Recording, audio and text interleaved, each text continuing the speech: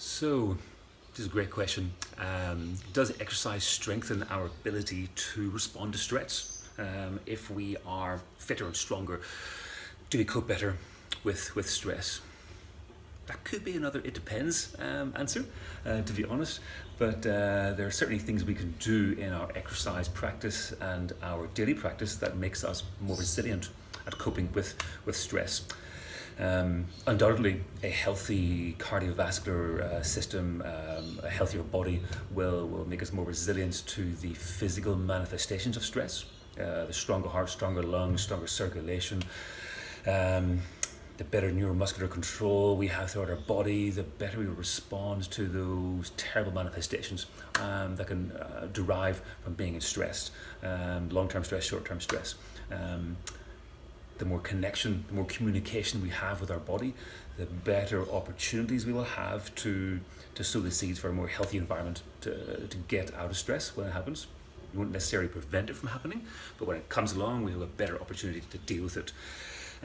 Some people, however, are just fantastic at dealing with stress, even though they lead a very unhealthy life. So it might not be purely physical. A physical body can lead to a healthier mind, a healthier body, definitely help. So resilience is not just physical. Now, when we exercise, we have an opportunity to develop our mind and our mental strength and capacity. And lots of research has shown how children who move more have got better educational advancements as they age. A child should never be rushed from avoiding crawling and going straight to running and walking, because that crawling phase is a communication exercise where they communicate with their environment, with the floor, their nervous system and their brain and muscles.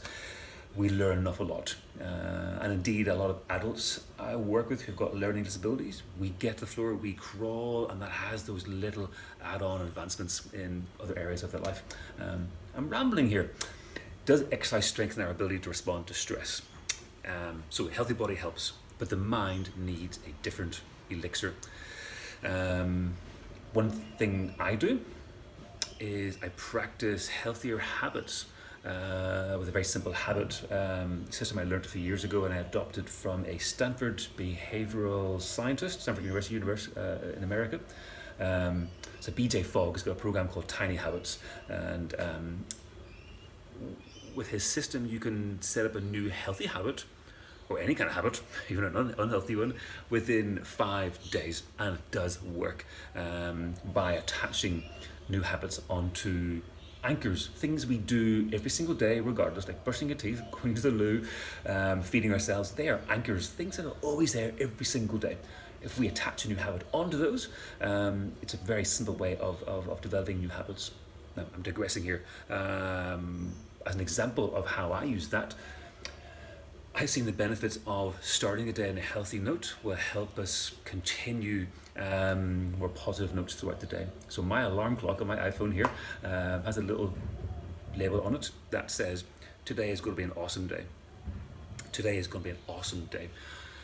It might not, it could be a terrible day. I might have cancellations in the gym, it could be horrendous weather, the gym could flood here, I could have a terrible headache, but if I start the day telling myself, today is going to be an awesome day, I start off on the right foot. If I wake up going, it's Thursday again, I've got to do all this stuff, you're going to continue to wind through the day. So I start the day with that positive note, today is going to be awesome. That's just one habit. There are lots of other little positive mantras you can build into your life that helps keeping the stuff up here, barking up the right tree, and not letting in those other negative things into our head. From a physical perspective, we have exercise, of course, that helps. We know that helps. A healthier mindset and a design to our day with those little healthy habits helps. A big one too. When stress does hit us, our breathing will invariably be affected. We can be pushed into that fight or flight, sympathetic nervous system response.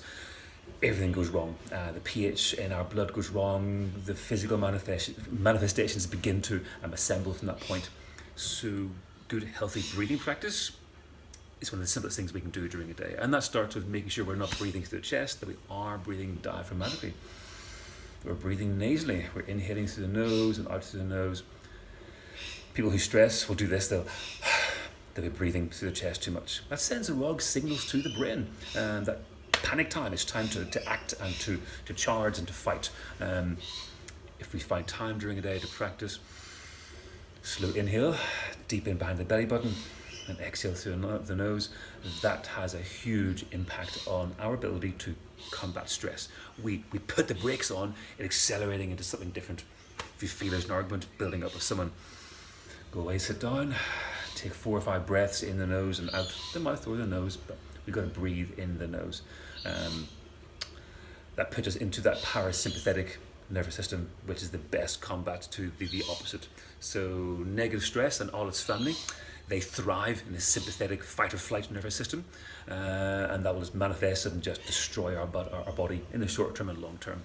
So move well, move often, breathe better and betterer, and start the day on a positive note.